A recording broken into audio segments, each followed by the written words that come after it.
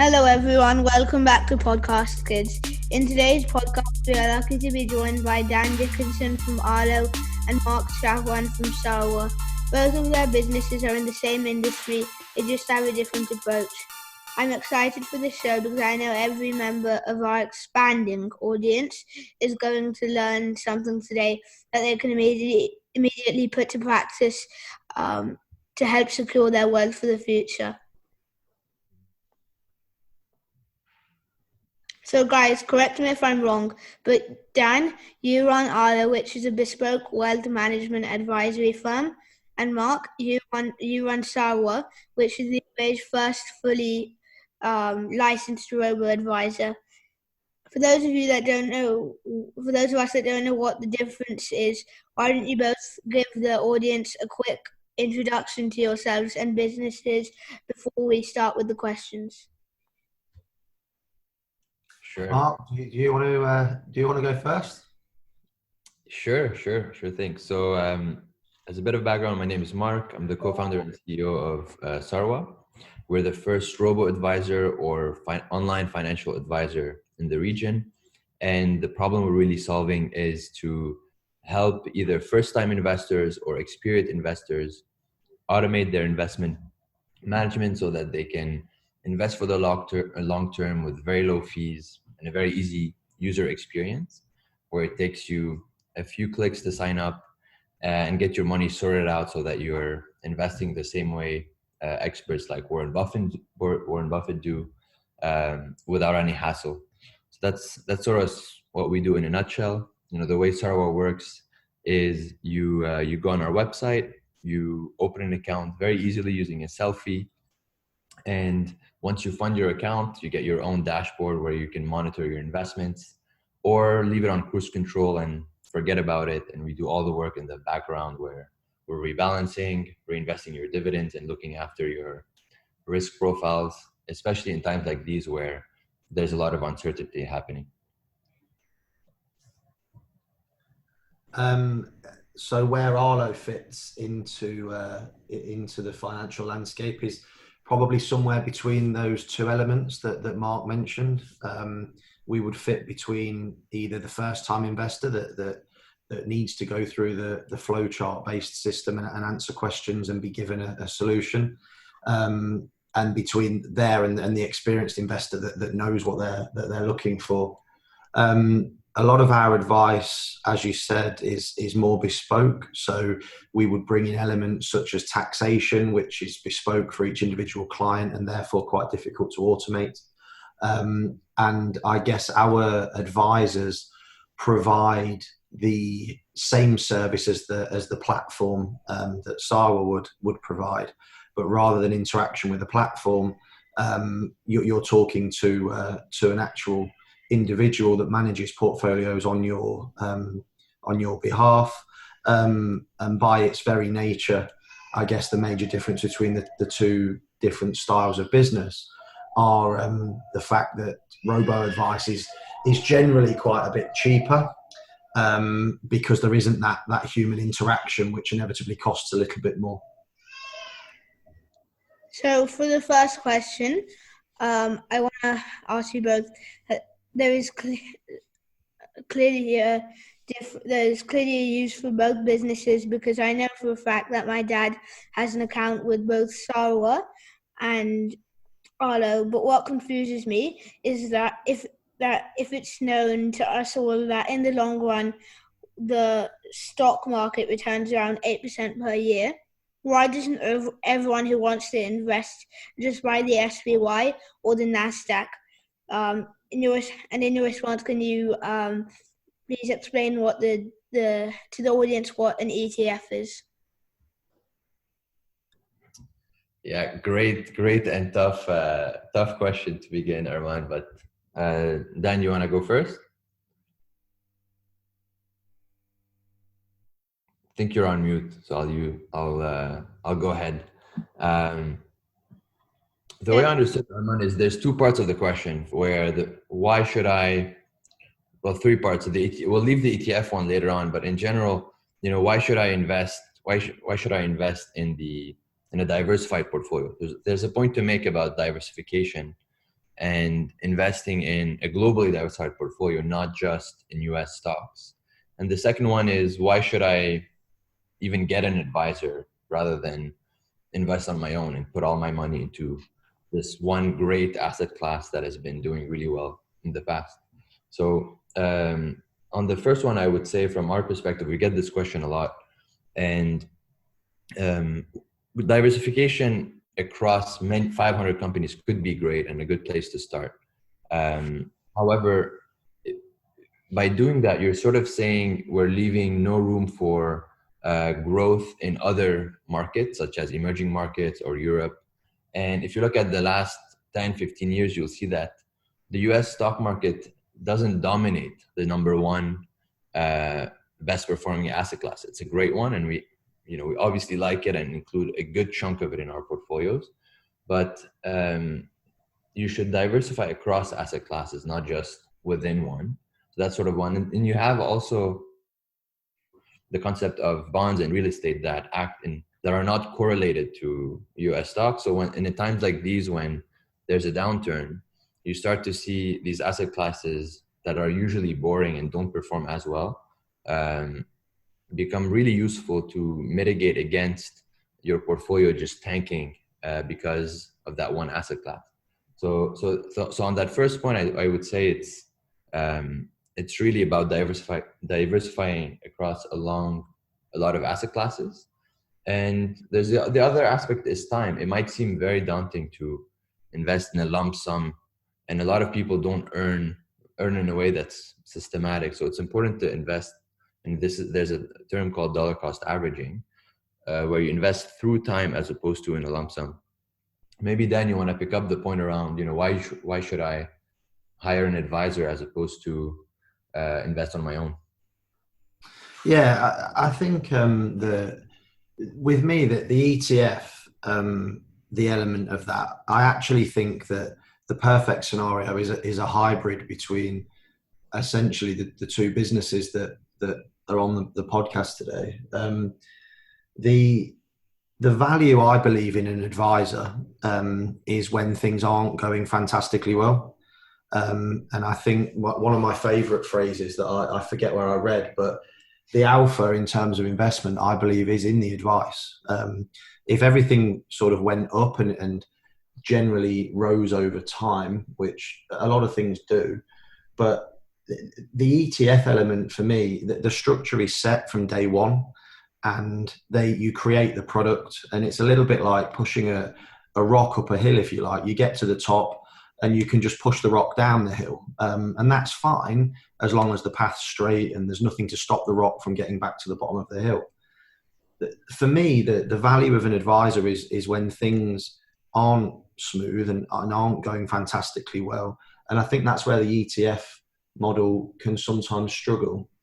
Now, the converse of that is obviously the ETF environment is much, much cheaper. If you look at the Vanguard lifestyle strategy, it's 0.22. It's very unlikely you're going to find an advisor, certainly at the retail level, that's going to work, including the fund fee for 0.22.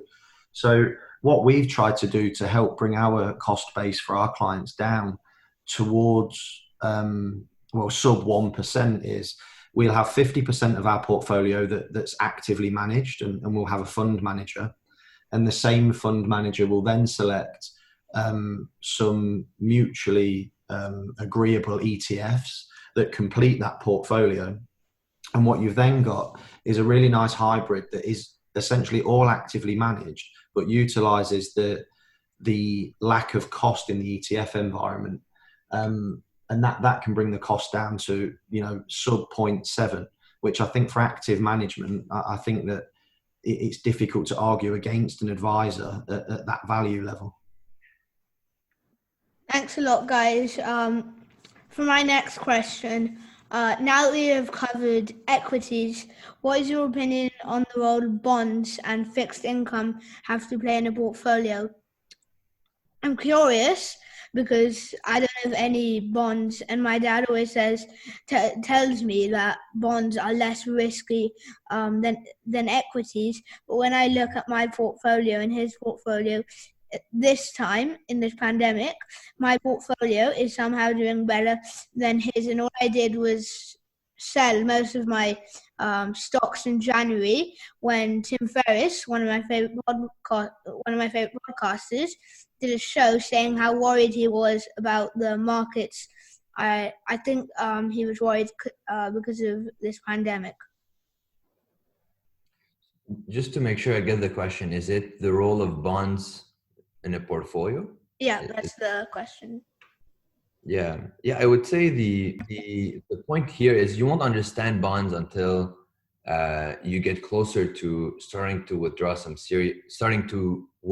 and reach towards the end of your goal, because a lot of people start to invest for the sake of having another source of income, but eventually it turns into what we see a goal, whether it's retiring earlier or paying for a house or a big lump sum. So as you get closer to that goal, you definitely want a ton of certainty that that money is going to be there when you need it. So bonds will serve as that, will protect against inflation while still being a low risk asset class, and you'll start to use it as you get closer to that day. However, why would you or your dad have a lot of stocks is because even when you're in your 30s, 40s, and 50s, you can still expect to see a lot of stocks, because that portfolio is going to last you for a very long time. There's a common misconception where people think, by the age of 60, 65, I'm going to retire all my money and shift into something extremely conservative. But the reality is there are tools like the 4% rule that we use, where you realize you're going to start to liquidate gradually as opposed to in one big event. So depending on that, you'll use bonds in a nutshell to get more clarity and certainty that money will be there when you need it. I think for me, first of all, it's nice to know you're beating your dad. But bonds typically are used for, maybe four things. Income generation is the first one, and I guess that the risks of bond investing. The main one would be interest rate risk. You've then got the credit risk of the entity that the bond is upon. But the reasons to do that would be income generation. And they look, I don't ever believe they're unattractive, but I just think that in the bull market that we've had, you would be relatively negative to have not held a very high proportion of equities. Now, obviously, Aman, you've sold yours very wisely for such tender years, and that's worked out very, very well. The other reasons why you might buy bonds now would be a hedge against the economic slowdown. The only issue that we've got there in the current environment is the interest rates are already very, very low. So that there's not a lot further they can go with that, which maybe doesn't make bonds look as attractive as they historically would in slowdowns. But to me, it's all about the underlying risk of a bond and the entity that it's upon. And if you believe in the ability of that entity to pay you the coupon or the dividend. Yeah. And just to add to that, Arman, I would say I would caution against celebrate your win in the short term. However, be careful, because that win can give you sometimes overconfidence on timing the market.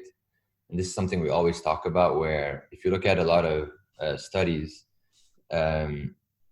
it's extremely difficult to consistently time the market. And those winners in 2020 are, if you look at previous data, they're usually never the same, and only like 2% of the previous sample gets retained.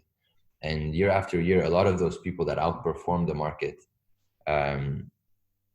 don't successfully do that consistently. So you got a good taste of what it's like to outperform, and good for you. However, make sure that in your habits, you don't build that as a way that I can act on data, whether it's Tim Ferriss or no matter how great he is at informing our like morning routines, but but I would rather follow Warren Buffett's way of investing personally.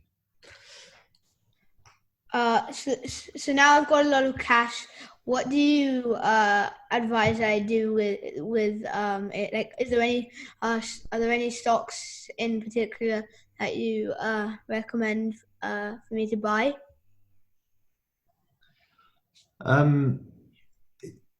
It's a good question. I think if you could answer that question with a finite answer, you'd be a very, very rich man. I think at the moment, obviously, the world's in a situation that we haven't necessarily seen before. I've always been a fan of saying that if you can't explain an investment in a sentence, you shouldn't be considering buying it. And historically, in turn downs, I've always looked towards the staple items of society, really. And I really genuinely mean basic things. People aren't going to stop drinking Coca-Cola. People aren't going to stop shaving. People aren't going to, they're not going to go and buy the big expensive designer bags. They're going to go and shop in very simple places like Tesco. Unfortunately, in this environment, I don't think even those things are a guarantee. Johnson & Johnson was always a good stock because it's baby wipes, baby oil, it's nappies, it's things like that. But even that at the moment isn't protected, with people not being able to get out to the shops in the same amount of numbers. And for me at the moment, I think that cash is king, really. And I think that, going back to your bond question, bonds obviously historically have been a capital preservation tool. And I think that as long as the underlying entity, as I've said, is secure, then a bond right now, as that capital preservation, I think retaining the cash that you've got is as good as enhancing it at the moment. And I'm certainly not advising clients to leap into the market 100% or even 50%. I don't think we're anywhere near the bottom yet. And I think that when we do get closer to the bottom, wherever that may be, there'll be some clearer opportunities that at the moment I just don't see. So I'm sorry for the lack of tips on individual stocks, but I just think it's very, very difficult to navigate the market at the moment. Yeah. And going back to what Mark said, I was going to mention there that if you were listening to what Warren Buffett said in this pandemic, I'm guessing you lost money like him. So I'll answer this question. And first of all, you don't lose unless you sell. So the first part to your question, Arman, is which stocks do I pick? I would say don't pick stocks. That's sort of our passive approach. And you'll appreciate the difference between the active side and the passive side. And the passive side, you'll notice it's quite boring. The answer is almost too predictable. But in our case, we are actually, as soon as we get a good grasp of how old you are, what is your time horizon, we build up the confidence to tell you to either invest immediately, as cash has typically underperformed even the worst timing when you're investing over the long term. So that's why Dan was saying it. You can't just answer that question super easily. But as soon as you know that you have a long-term view, you can afford cyclicality. If you look at decades of investing, even you consider the 1929 crash or the 2008 crash, you'll see that 10 years from that, you would have doubled your money and have generated significant wealth by going into the market. And if you don't have the courage to invest that lump sum, then set a dollar cost averaging schedule and invest consistently into multiple chunks. The caveat to that is when you have a short-term milestone where as soon as the shorter your timeline, the more difficult it becomes to come up with a bulletproof strategy. But in your case, you can go through, like, you shouldn't have, I would say, in your case, you shouldn't be in bonds, should be all in stocks and just you can afford so much volatility. You're so lucky personally to be investing that early that you can be really shocked by how compound returns can magnify your financial situation. So one of my favorite books, Rich Dad Poor Dad, which I just recently by Robert Kiyosaki, which I just recently finished reading, which I think is, in my opinion, essential reading for anyone who wants to understand the real concept of business and wealth creation. So in it, he covers three topics which we haven't. He covers three topics in there which we haven't covered yet, and he believes that in order to get or be rich, you need exposure to these things are private equity / venture capital and real estate, as well as the importance of having your own business. Do you give your clients access to either of the first two? I think I read a lot of books as well, Aman, and I try to take, and the fact you've read that now, I think is incredible. I think the things that you've just mentioned, I think that these books, and maybe you could think about doing this, nobody ever tells you how to get to the point of being able to invest in private equity or property. I forget the other one, I apologize, but you know, there's very, very few people that would ever know how to invest in venture capitalist or private equity based investments, because more often than not, the entry level to these things at a granular level is just so high. It's such a high barrier to entry. And I think that, you know, while that's a great book, I think that there could be more explanation as to how to amass the wealth to get there. The property element is obviously very, very simple to understand. But I think that the private equity and the VC side of it, that's a much more sophisticated area of investment. And as a business, it isn't something that we typically would do, because that would fit less than 1% of our client base. In it, he does mention he does say you should always set up your own business so that you can amass the wealth. Yeah, okay, that's I 100% agree with that. And the one regret that I have is waiting until 30. Well, not the one regret, I've got a lot of regrets, but waiting till 30 to do that, because I think that the younger that you do that, and you for sure will do this, I have little doubt, you learn more about yourself in setting up a business than you learn about yourself in I would say, any other aspect of the things that you go through. So I would recommend setting up a business as soon as you possibly can. And I think nowadays, I think I'm the closest to you. I don't know how old you are, Mark, I apologize, but maybe the closest to you, Aman, in age. And it's so easy these days to set up a business, which contradicts what I just said about the previous two. But with things like being able to sell on Amazon and things like that, it's very, very simple. Back when I was a kid, it was selling lemonade at the end of your drive type thing. So yeah, I would recommend anybody to try and set up their own business. Not everybody can do it, which I think is the key thing. And I'm a big fan of quotes, and I think that it takes 10 years to become an overnight success is one of the truest things that I've ever read anywhere. Thank you, Dan, for that bit of advice. You can carry on now. Yeah, I was gonna say it's great advice overall, and it sort of answers as well what we started our discussion with, which is why shouldn't I invest in the S&P 500, put all my money there? I think real estate is one of these asset classes that have done really, really well. And you mentioned ETFs that are you can buy them and sell them very easily on the stock market.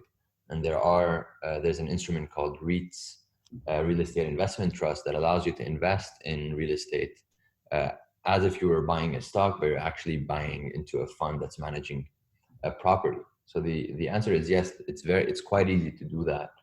And on the VC and private equity side, I think what the author might be referring to, and in line with his third advice of starting a business, is there's a lot of returns in smaller companies. So don't just go again for the large S&P 500. There's a lot of what we call mid cap or small cap companies that do phenomenally well. So again, as part of a well-diversified portfolio of ETFs, you can get exposure to that super easily. So that's why we use, for example, VTI as opposed to the S&P 500, where you have around 3,000 companies, where the 2,500 of them are small and mid-sized companies. The only part I might disagree is on starting your business. I think it's incredibly difficult. And sometimes you're built for it, but it's not your, and if you have that passion or the drive to solve that problem, go for it. But you also don't need to, if you start early enough, investing early enough and at a good rate, you might find that it's easier than you think to become a millionaire, if that's what if you're optimizing for, rich, or depending on how you define wealth. But if you do the math and you're investing $5,000 a year and you're starting at 25, you'll see that by 65, if you've returned a return of 7%, you would have made $1 million. So if you think of, okay, I can do that with 5,000.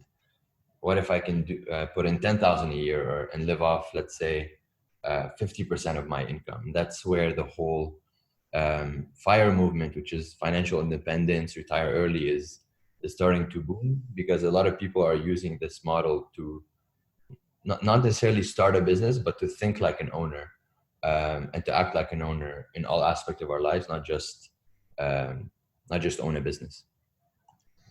Clearly, you both have experience at setting up your own successful business, but from what I've seen at home, it takes really hard, constant work for hours, and is definitely not easy. I'm sure the audience will love to hear about how both of your experiences at setting up your companies were. Yeah, I'm also very curious about your story, Dan. Yeah, there's nothing to be curious of there. Okay, as I said, Aman, I learned more about myself in 5 years than I knew about myself in the previous 30. The experiences that I've found would be, I set the business up, although it's a very capitalist industry, I didn't set the business up to become a millionaire. And I know Mark didn't either. I set it up because there was a huge gap in the market for good advice to people fairly. And I know Mark set his up to find a solution to high costs. I forget who it was that said, but if you can fix somebody's problem, then you've got yourself a business. The challenges that I found were I let costs spiral out of control too quickly. Obviously, Dubai isn't a cheap place to operate, but they definitely could have been mitigated significantly. I would recommend a mentor. I would say two. I have one on this call, and I have another one who works for a sovereign wealth fund in Abu Dhabi. If they'd both been there at the start, then the hard times probably wouldn't have disappeared completely, but they definitely would have had less impact. And then since then, it's recruiting the right people. Would be my biggest bit of advice. It would be control costs and recruit the right people that are on the same journey as you. You know, you can have 10 great people, but if you have one person that doesn't fit the mold, they can undo the work of the other 10 far, far quicker than you can build a good brand. So yeah, for me, it would be control the costs and employ the right people. And you, Mark? Yeah, that's amazing advice. Like, if it's difficult to add to that, solving a problem, that's for us at Sarwa, that's really what fueled us to jump on the journey. I think we had, my co-founders and we had the entrepreneurial bug, and luckily at the same time, where, we were ready to make the switch from corporate. We felt like, we had we learned a lot of skills, but we wanted to use them to a problem that we care about, and that we can, prove to our partners that are venture capitalists and our employees that this is big enough of a problem that, requires a project that could be funded, that could generate a lot of value for people to invest, to save on fees. So So I think you'll see a lot of the advice will be around the right team, maintaining these team dynamics, being convinced about the problem. And this is probably one of the most difficult ones, because especially when you're early, you don't have that much feedback on what's working and if this is really picking up. So it does requires a lot of discipline, as you said, and a lot of consistency to keep going until you get more feedback around the term that we use in San Francisco called product market fit, which is you've identified a problem and you've figured out a product that is solving it, and now it's just about continuing to iterate on it. Thank you both for the advice there. So I'd like to ask you, Dan, what are you planning for Arlo right now at this time?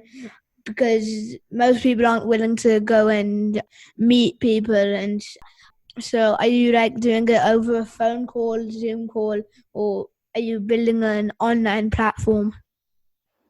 Okay, that's a great question. I actually think, and you're going to dislike me here, Mark, but I think times like this is where the advisor element of financial advice really comes into its own, because ultimately you can't pick up the phone to a platform.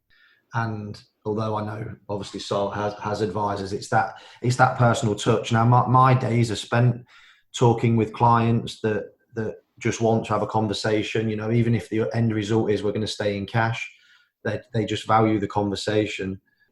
For me, I try to find the positives in everything, be that experience or environment. And what I think has happened through COVID-19 is it's moved the financial services industry on at least 5 years. I'll explain what I mean in that Arlo's target market was pretty much here in the UAE. And we basically deal with predominantly European, if not British expats, of which there's about 200,000. Now, what's happened there is we obviously can't see people. We weren't using technology. And now all day, every day, I'm on Zoom, be that with video or without video, to clients, to friends, to podcasts such as this. And really that's opened up the whole world. So I'm now doing meetings with people in Australia, in Canada. I've done a couple of meetings with people in the US. And out the other side of this, I think that Arlo's target market has gone from 200,000 people to probably 2 million people that fit the bill. And they're now more willing to speak to somebody on the internet. You can screen share. The technological aspect of financial services has been enhanced greatly by this, and it's become more acceptable. So if I just take it back to finalize, you asked about the stocks to buy. Somebody asked me today about buying airline stocks. Well, if I go back to the two mentors, both of them travel extensively. I would bet that in the next 12 to 24 months, that travel is probably going to halve, because they're going to realize through this experience that they don't have to fly to the other side of the world. They don't have to be in Dubai one day, London the next, and Brazil the next. A lot of it can all be done through Zoom. And that's the huge benefit. And that's where Arlo is heading on the other side of COVID-19. So right now with all of these Zoom calls, do you find yourself busier now? Because now you have more of a reason. So it's really more of a reason to just get on a Zoom call meeting and stuff. Yeah, I definitely agree. I think there's a lot of lessons from, the last, has it been 2 months? I think it's been around 2 months on how we've been operating. For our end, I would say we flipped the switch to remote relatively seamlessly, because a lot of the business was built online, or all of the business was built online. And so we're definitely going to see what are some of the lessons, and touching on Zoom calls or what Dan was talking about is, during these times, this is where you need to talk to a lot of people and reassure clients to keep them invested and continuing to stick to their plan. And what we found effective was holding webinars with anywhere between 200 to 400 people showing up. An event like that, imagine organizing an event like that in the past. We used to have our monthly events where we on a good day you had anywhere between 50 to 100. So we were able to increase the attendance exponentially, and organizing this event was literally took just setting up a Zoom link and blasting it to our community. So there's a lot of lessons that we hope will, and a lot of positives as well, that I'm really glad you're giving us the chance to highlight, because there's obviously a lot of negative things out there and a lot of negative news, but there's also a lot of wins, and remote work or remote way of doing things is going to be one of the successes. You finding yourself any busier, Dan, or? Yeah, I think the things I'm struggling with, I mean, my wife will, you should probably ask her that question. She thinks that she sees me less now I'm working from home than she does when I'm at the office. And I think the reasons for that are twofold. One, you can come downstairs in shorts and t-shirt, or, you know, I think we've all done Zoom calls where you're wearing football shorts and a shirt and tie. It makes it much easier to operate. But I struggle with switching off, actually, because I'm at my desk and I've got everything I need here, and I'm not doing the physical action of getting up from the desk, getting in the car, having that 30 minutes drive home. It's very easy to go from 7 a.m. until 7, 8, 9 p.m. Without really realizing it. So I think it's just about trying to break the day up, treat it like a working day. But yeah, I would say that, you know, my hours at work have gone up, but I've also been more productive because I don't have anybody coming in to interrupt me throughout the day, which is, I'm not in any rush to go back to an office at all. I could happily work from home as long as the kids were at school. Yeah. The football clothes Zoom call thing it turns out to be me right now. But so are there any books that you guys would recommend for me to read right now? I just finished Rich Dad Poor Dad, and right now I'm reading Shoe Dog by Phil Knight, the founder of Nike, and I'm gonna start soon reading the Richard Branson, the founder of Virgin's autobiography. It's a tough question. Can we recommend a few? I'm literally looking over my shoulder now at a bookcase and just trying to think which ones. For me, I relate more to stories and things that I can learn from. You know, it's I think autobiographies of people that you admire. Shoe Dog it's an amazing book. It's a really good book. I mean, my favourite books at the moment are about getting up very early, so I'm a little bit reluctant to tell you about those, being so young. One of the great books that I've sorry to cut you off. Is that 5 a.m. Club, the book you're talking about? I thought you might know that one. Is it? Yeah, it is. Yeah, it is. Yes, you can carry on. There's two really good books that I've read. One of them, I don't know if they might be a bit heavy for you, but hopefully not. To have an understanding of markets and of movements and of signals and signs.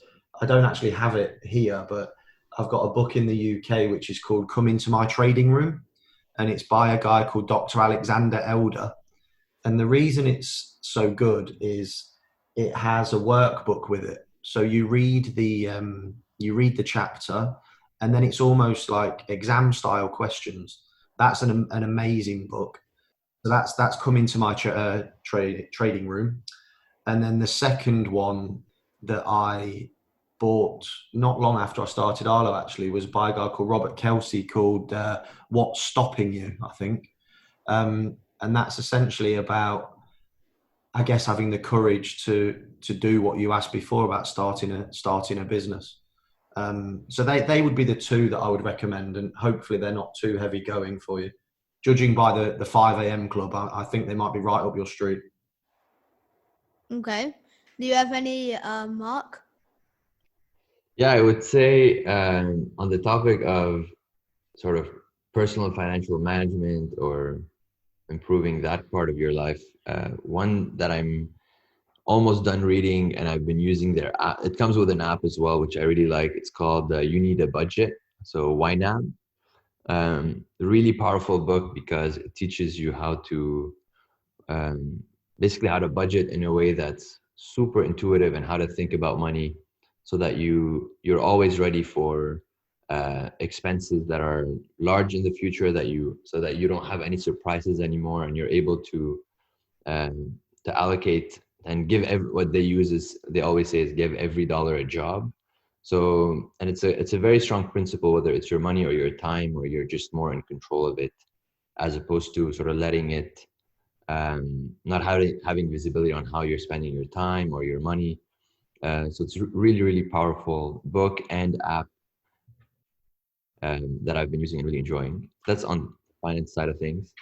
The sooner you start, obviously, developing these habits, the better. And there's also a section on if you're starting early and um, you're a kid as well on how to develop these habits. So that's one. The second one I would say is that I always recommend, and my friends make fun of me of and ask me if I'm getting paid to recommend this book, but it's the Sapiens and Homo Deus series. Oh, my dad actually has that series of books. Yeah, so the first one is a lot of, if you enjoy history, you would love it because it's super exhaustive. There's a lot of focus on, storytelling and goes into both psychology, history, and lessons. Sorry to cut you off there mid-sentence, Mark, but my producer just told me that I've run out of time, and I also promised that I wouldn't keep you guys occupied for too long. So as a closing thought, if you guys ever decide that there's a potential merger between the two companies, I'll just be sat here on my chair waiting for a phone call. And on my advisory fees, I can give you a friends and family 20% discount.